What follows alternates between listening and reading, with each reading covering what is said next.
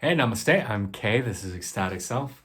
So let's talk a little bit about the lineage you come from. Your parents, your grandparents, your great grandparents, basically your ancestors.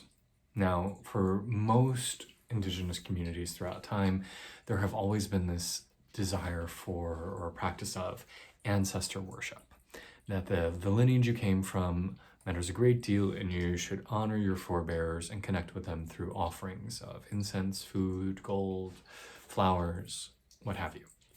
But in today's modern American culture, we pay very little heed to that, which is interesting because on a purely scientific front, we're now beginning to realize that you can inherit not just DNA, but you can inherit trauma from your ancestors that might even switch the coding of your DNA, cause different parts of your chromosome to activate, but that you actually see the trauma of a parent or a grandparent getting passed down generation after generation. And so even just on a purely medical scientific front, there is value in saying, hey, these issues that I came in with, this sort of trauma that I inherited, I want to bless and release. I want to find wholeness. I want to let all this go.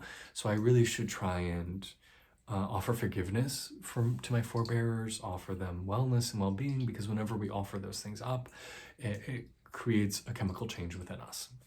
So just like on a much more mundane physical sort of aspect, there is benefit in trying to forgive and offer blessings to the people we come from, so that we ourselves can kind of release that baggage and start to work through it.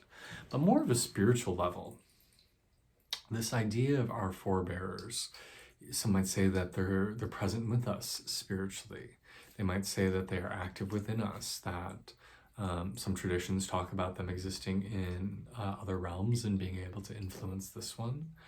But regardless, there should be gratitude for where you come from, and there is benefit in offering something uplifting and positive for the forces from which you have spawned, from which you have been created.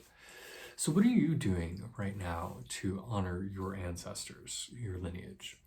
A very simple and effective thing you can do is just imagining like offering up gratitude or food or blessings or light or flowers or whatever you will, gold, jewels, and just sending it off to your grandparents, your great grandparents, those who have come before you. You can do it very literally and set a tray of food or incense on a windowsill, offering it to your ancestors, or go to their burial place and make an offering of flowers or what you will. There are chants you can do for your ancestor worship.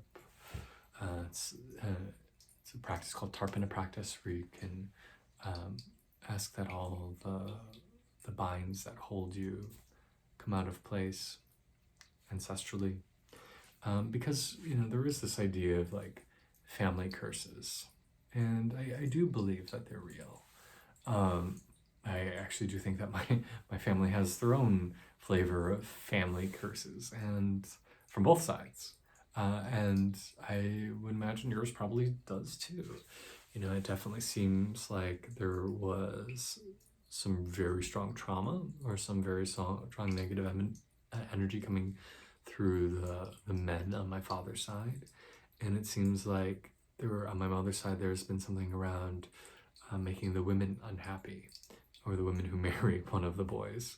So I guess I kind of lucked out, since I ended up being gay and not getting a wife.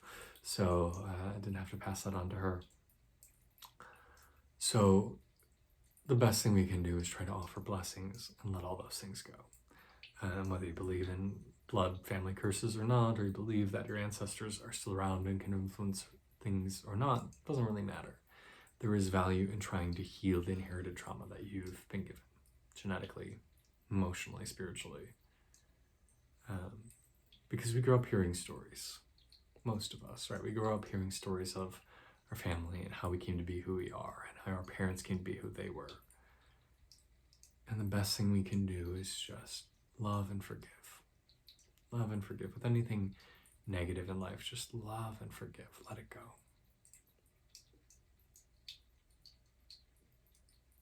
So that's my thought for today. Take some time, light some incense dedicated to your great Aunt Mildred. And just be grateful for where you are. Be grateful for everything you've been given. Because we are all so blessed, whether we see it or not. So, okay, this is Ecstatic Self. Check out my book on Amazon, Journey to the Ecstatic Self. Thank you for your time today.